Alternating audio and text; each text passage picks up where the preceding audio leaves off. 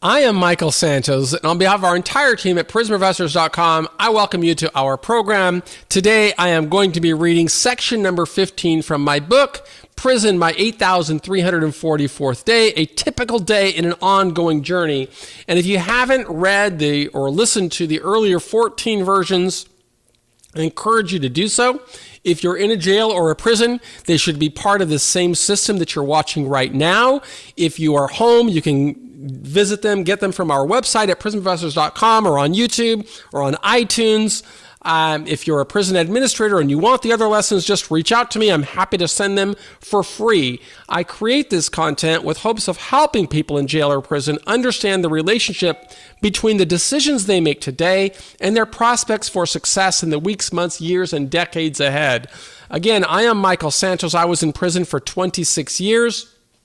And I try to share strategies that I learned from leaders and pass along to more people so that I can be the change I want to see in the world. This is the way that I learned to prepare. I know that the decisions that a person makes in jail or prison have a direct relationship to whether that person comes home and finds a life of meaning and relevance and dignity, or whether that person struggles with further problems with the law or homelessness or unemployment. We want to help people become successful. That's what we do at Prison Professors. We strive to teach people how to teach themselves. So let me turn to section 15, which is the last section in this book, Prison, My 8,344th Day. So here we are, a time of reflecting. It's now 3:35 in the afternoon, close to the end of the day for me. I stack all the email messages that I received neatly and then stuff them into my folder. Every 10 days or so, I review the notes once again. They prompt ideas for new topics I can write about on my blog. Since it's the end of the day for me, I gather my dictionary, black notebook, papers, water bottle, and the mail that I received. I walk out, passing all the men that stand around talking at the front of the dorm. As I get toward the rear of the unit, I look forward to winding down in my cubicle. Kenny stands by the entrance to my cubicle, watching me as I walk down the corridor. He's wearing the prison-issue khaki pants and shirt, dusty black boots, and he's holding a white plastic mug. Kenny is in his early 60s, and he reminds me of an old-style convict. His hair is snow white, and although thinning on top, he pulls it back in a tight ponytail. He has a white beard, and his voice sounds as if he once drank a lot of bourbon. When I get closer, he asks if I can spare some coffee for him. We turn into my cube, and I set my writing gear on my rack. From the second shelf of my locker, on the left side, I pull out a plastic jar and unscrew the red cap. I give Kenny what he wants. Kenny has been in this camp longer than I have, but I have never asked why he's in prison, how long he's been a prisoner, or how much time he has remaining to serve. He doesn't talk to many people. I've noticed that he spends every day working in the garden at the back of the camp, minding his own business. He doesn't watch television, but reads voraciously. A casual observer might guess that authorities picked him up for making moonshine in the hills of Appalachia. Still, the literature he reads is of the highest order. Thomas Mann, Leo Tolstoy, Vladimir Nabokov, and James Joyce. I've never seen Kenny reading a popular contemporary novel. It seems that only classics interest him. As he scoops his coffee from the jar, I want to ask whether he too has spent decades in prison, with only literature to keep him company. But I check my curiosity, respecting the dignity of his silence. I nod to acknowledge him when he thanks me before walking out of my cubicle.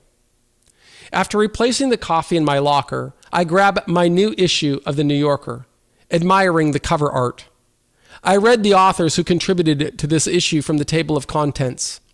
I turn each page, stopping at every cartoon, hoping that I'll find one that makes me laugh. David strolls into the cube, flops down on his lower bunk, and starts to unlace his boots. He asks if I want to make him anything for dinner. ¿Cómo estás? I answer him by speaking in my broken Spanish, always making him laugh with my inappropriate verb conjugations and the poor word choices I use to converse. It's a shame that I never learned how to speak Spanish properly in all the years that I have served, especially since my dad immigrated to the United States from Cuba. The guards will begin the next census count at 4 p.m. in only 15 minutes, and David will have to reserve a microwave if he is going to cook. I tell him to prepare anything he wants. David is always considerate. He knows the small ways that I can make his life easier, and he works with me to ease mine. When he tells me that he is not going to eat until after he plays softball, I tell him not to worry about me. I'll eat a bowl of cereal. David lies down on his rack. With radio headphones on, he pulls his pillow over his eyes to block the light and rests for a few minutes while we wait for the guards to start the census count. I lean back in my chair, propping my feet on the steel posts of the bunk bed. I exchange the magazine for the daytimer I use to record my activities. While balancing the small planner on my lap, I write about my progress today. I have been recording daily activities in these booklets for at least 20 years, and I look forward to reviewing them all with Carol when I am home. They have been my compass, my tool for staying on course as the days turn into weeks, the weeks into months, the months into years and decades. I hear the guards bellow from the front of the dorm, yelling count time in order for everyone in the dorm to stand. The 4 o'clock afternoon census count is the second of our regularly scheduled stand-up counts. I put on my earbuds and tune in to the NPR news broadcast, listening to headlines while waiting for both officers to walk past the cubicle. The count only lasts for 2 or 3 minutes. When they flip the switch to flicker the overhead lights of the dorm, everyone gets the signal that the count is clear. Men leave their cubicles, speeding up the walkways toward the bathroom, television rooms, microwaves, or telephones. While David laces his sneakers to go, I replace my radio earbuds with the foam earplugs and sit with my black notebook, propping my legs on the steel post. Now it's 4:04 in the afternoon. I devote this time to Carol every day. Nurturing our marriage through the limitations imposed by prison requires constant effort. As we move closer to our 8th anniversary, I think of all the times that Carol has had to move. Every time administrators transferred me, she relocated. I'll never take her commitment or her devotion for granted. I know that my imprisonment is much more brutal on her than it is on me. Prison has become the only life I know. On the other hand, Carol must live in the real world, where distractions continuously compete for her attention. Holding on to her love challenges me as if it's essential to my life, but always threatened. She considers my anxieties about our marriage's stability ridiculous, but I live with different perspectives. In the world where I live, women routinely leave their men.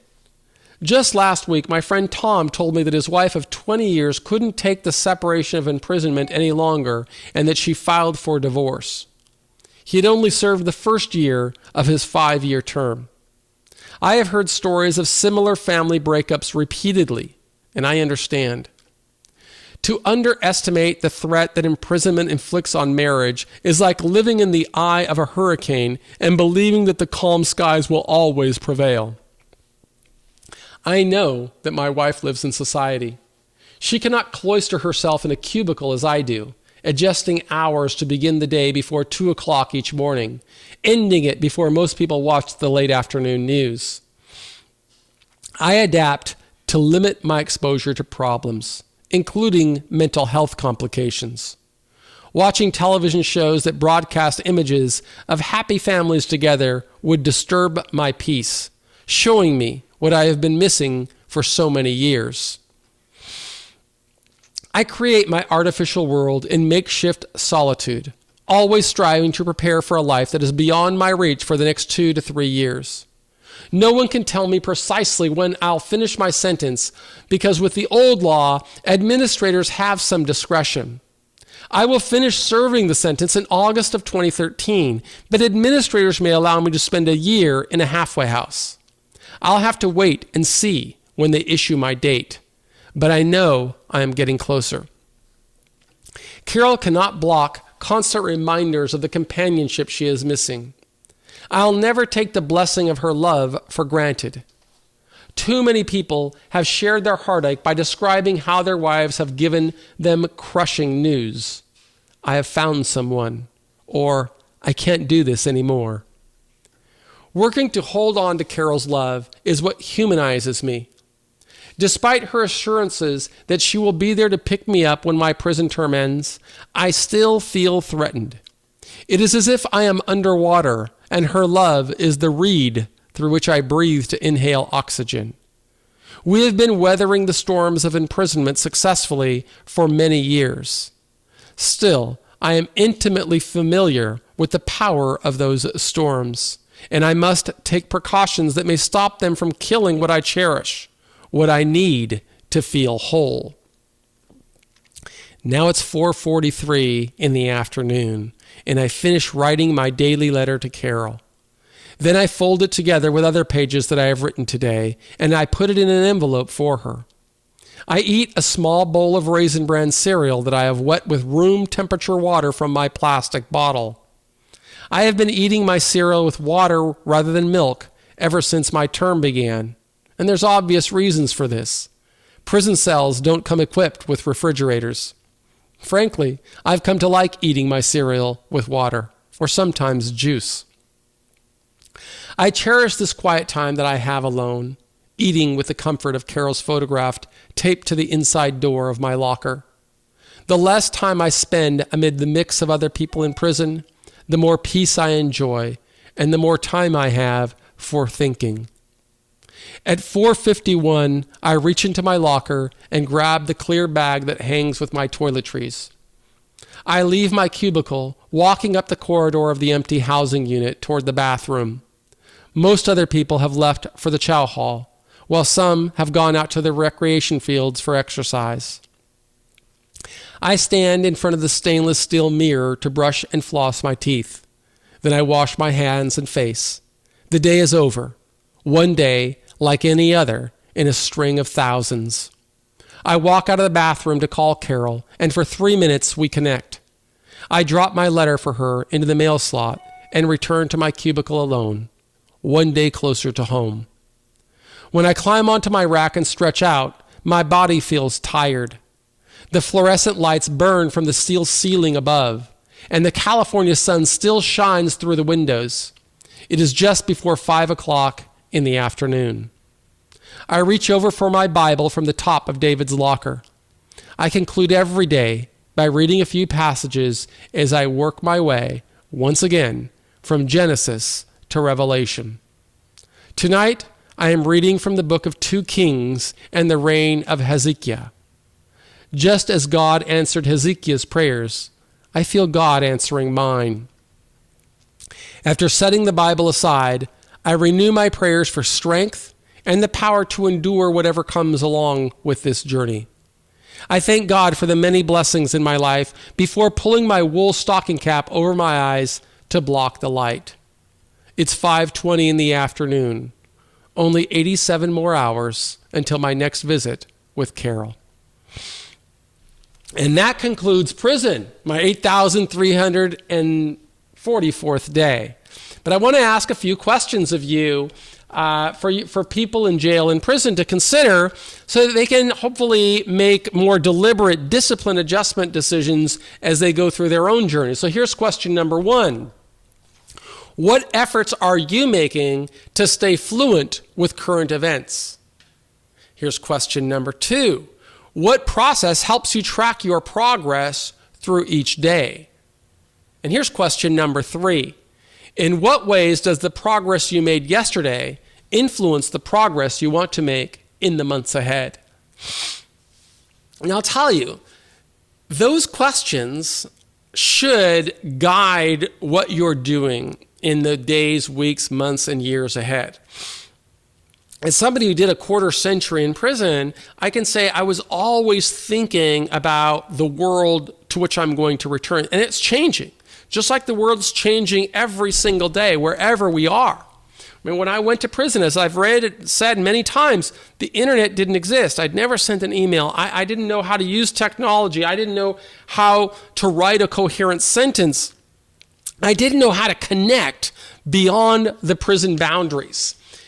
And the reality was that I hated being in jail and prison. I hated it so much that every decision I made was always predicated on saying, is this decision going to get me closer to success? Because there wasn't anything I could do about influencing my release date. All I could do was saying, prepare for success. Prepare so that when you get out of here, you will succeed. And you can see how that investment of time I spent really made all the difference in the world.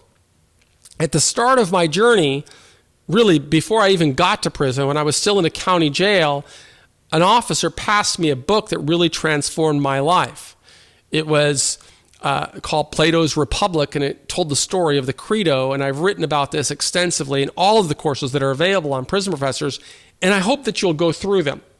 Because that book, that story, is what helped me stop thinking about my own challenges and problems and to start thinking about the challenges that I'm going to face in the future.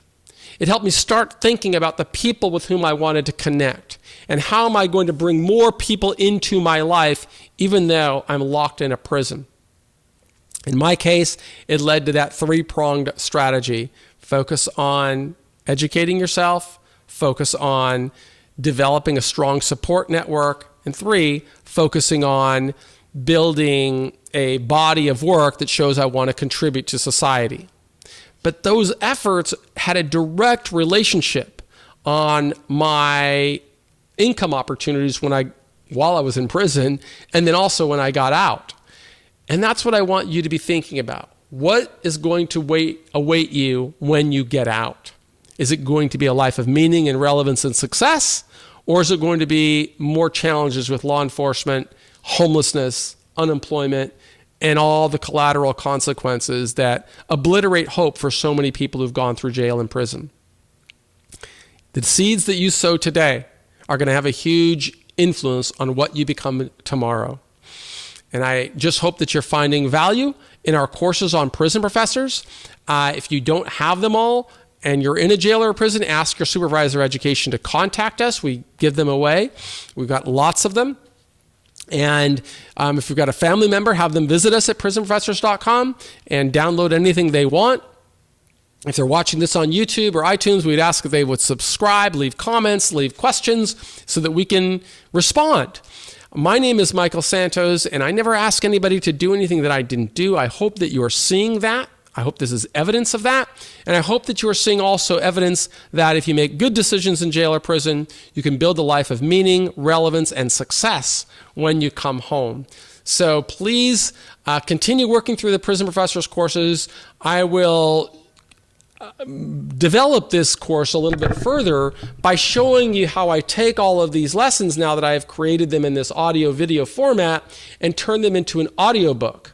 Because this is a skill that anybody can develop, and it's a skill that can help people earn an income when they come home. So stay tuned for the rest of these projects. But right now, I just wanted to say thank you for sticking with us through section 15 of Prison, my 8,344th day. I do hope that you will work through all of our courses at Prison Professors. I am Michael Santos. On behalf of our entire team, I believe in you. Thanks.